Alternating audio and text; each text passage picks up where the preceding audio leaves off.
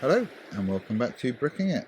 This is part 2 of our Malfoy manor display. If you haven't watched part 1, you can follow the card in the corner and go and watch it.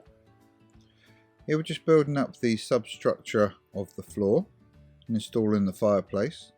And if you were listening carefully in part 1, you might have heard me say that the floor was 1 brick height off the base plate. And here I've only gone 2 plates high. But I rectified it after I'd noticed at the end of the video. So I wasn't going to rebuild it again. Doesn't change much in the build. Now here we can see that the Death Eaters have some fairly elaborate hair pieces. And it makes it very difficult for them to sit on the chair. So our chairs are actually going to have to be 4 studs deep to accommodate those large hair pieces. We're going to have 7 chairs in. 5 in brown, and these 2 in black are for the characters that are wearing long robes. Backs of the chairs are fairly easy to make. A 1x2 brick, topped with a plate and a snot brick. These cheese wedges on the top aren't really going to be seen, they're just there to cover the studs. And the main feature of the back of the chair will be made with one of these pentagonal tiles. They go right at the back of the brick so that when we sit our Death Eater on, we can see above the head those nice pointed chairs, just like in the movie. The black ones are for the, as I said, the robed figures. So we're just going to add a couple of cheese wedges on top of a plate, and then a 1x2 brick behind them, and that will allow, once we've put the chair back on, for our robed minifigures, which in this setup is only the female Death Eaters, Narcissa and Bellatrix, to sit on their chairs and appear to have their long robes on. Bellatrix, slightly different. She needs headlight bricks instead of snot bricks, just because her hair piece is so elaborate. Even with this extra bit of space, you can see that she just barely fits on. She may not even fit there. That brick may be pushed back a little bit. But it just about does the job. So that's how we're going to leave it. Going to start the tiling in around the chairs, and at the back you can see I've put some jumpers. Just because we want to break up those large panelled walls.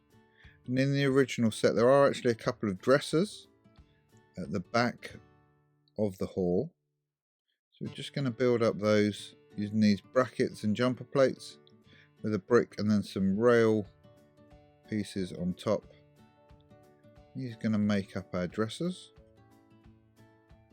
Quite simple, just in the reddish brown instead of the dark brown again, just to break up the colour at the back.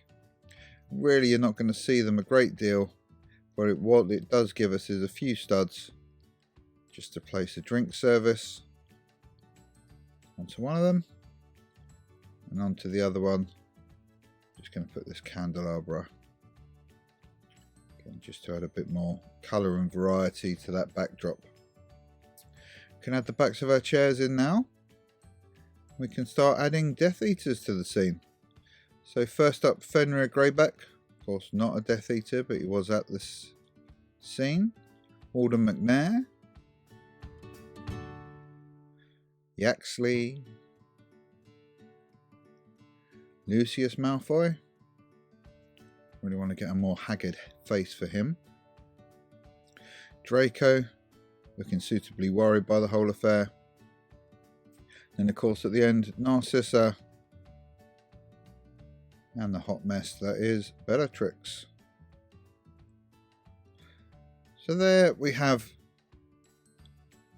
most of our Death Eaters for the scene, all sitting waiting for the table to be installed, but they're not the only ones that are going to be in the scene. Adding an extra jumper at the back here just in front of our bureaus. Can add in Wormtail now, lurking at the back. Not sufficient stature to afford a seat at the table. And then our late arrival Snape We'll also be waiting to deliver his report to the Dark Lord. The table itself is just going to be supported by some 1x1s with this 1x2 decorative piece on top. Now that they're in place, we can start tiling out the rest of the floor. Still got some more minifigures to add to this scene. And the first one needs these jumper plates built into the floor to accommodate his chair. And we'll see a bit later on that I actually put those in the wrong place, and they'll have to be shuffled forward a stud. That doesn't affect the build. Last few tiles in the back. And here is Pious Thickness, the Imperious Minister for Magic. We're going to build his chair because it's going to be seen in profile. We can't really use the same look. Doesn't look as good from the side. So using this bracket and these plates, I'm going to build up his chair. And as you can see, his hair still is blocking any further building space. So we're going to add yet another plate to the back there, and that clears the space so we can start adding the back of the chair. Just going to tidy up the bottom with a couple of cheese wedges. Then we're going to use these plates with bars just to form the back of his chair. So again, not quite as elaborate as everyone else's, but we needed some way to fit his hair into that build. Once we place him, this is where I'm going to notice I've put him in the wrong place. So the last person at the table is of course Lord Voldemort, and we're using yet another different build. Here a 1x2 with a 1x1 and a 1x1 bracket on top. On top of those, another plate and a couple of snot bricks. We're using the Rivendell style for seated robed characters by using one of these curved plates, and that's going to form his lower half for his seat at the table.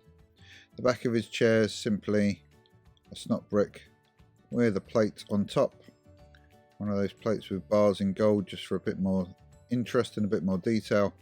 I've just tiled off the front, but only in the places you're going to see. That clips in just there at the side. You can see there's still a little gap between the skirt and the back of the chair. Before we fill that in, we've just got a plate in around that chair back. Now that's fully integrated in, and we can use this 2x2 in reddish brown on the side just to disguise that gap. Now it's time for the table. This is 24 studs long, made up of tiles with some large plate underneath just to hold it all together, and that will just sit down on those bricks and be secured in place. You can see those robes underneath. At the head of the table we have Voldemort with Nagini. He's just going to slot in there. And our scene is almost complete. One more guest is Charity Burbage. This is the second version of a mock I've made. See, the colours match a little better than my previous version. The lighter jumper and skirt match the original character. I didn't want to lose the skirt in amongst the back panels. As it turned out, we suffered the same sort of problem with the jumper against the fireplace. But even with that, I do prefer the colour match. It's much more accurate to the original. Just going to pop her on a bar, and you see I've left this stud in the fireplace free to plug that bar piece in. She's just going to float there above the table. Looks pretty good with the arm dangling down. You sort of obscure seeing that bar piece which just pushed through underneath her. Of course, Nagini making her way down the table for a snack. So there we go, that's all our characters in, and that's our scene largely complete from the front. Now, if you've seen part one, I kept talking about this empty space here that we hadn't filled in. Now, originally my plan was to put the back wall behind Voldemort's chair. In the set, we've got a nice piece with the organ pipes. It's up and suspended in the air. There's also a tall window, which just gives us a bit more variety to the scene, something else to look at. But as it turned out, building the organ pipes was not an easy task. Getting them arrayed away from the wall using various cylinders, or I tried black candle pieces and various other methods of doing it. And as it turned out, no matter what I tried, that whole wall being on the side of the build was going to get in the way of its display up on the shelf. It blocked the views from my main viewing angle. It just blocked off looking at half of the scene. So I decided to do away with it. But of course, we are one stud short across the base plate, so we're going to have to disguise that. It's actually at this point of filming that I'd realised I built my floor one stud too low, but decided to soldier on regardless. I'm going to just replace that sand green 1x with a tan one and turn that round so that cracked brick isn't visible that was at the top of the column. I'm going to fill that space in just with a plate and tile. That's finished off the scene. If we compare it to the original set from the movie, you'll see our dimensions are fairly faithful. Obviously the scale's a bit different, being built for minifigures rather than actual human beings. But we get a fairly faithful and accurate representation of Malfoy Manor. There's still one more element to go, and that's going to be the back of our bricks. So the back of the display is fairly particular to my collection.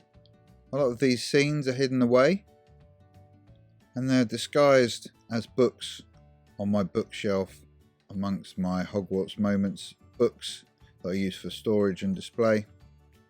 Just replicated a few of those cover design styles from the Hogwarts Moments books in a few different colours. And then the second part, I've used obviously three volumes of the same series of books. I like to think that this is the history of the Malfoy family up on the bookshelf. This just gives us a nice long row, but as you can see, our display is actually taller than our 16 studs books, and for those extra 4 studs of height, we've just got 2 more books lying on their side on top of the stack. So that's our book covers, and when we're not displaying Half-Blood Prince or Deathly Hallows scenes, these will be turned with their covers to the wall,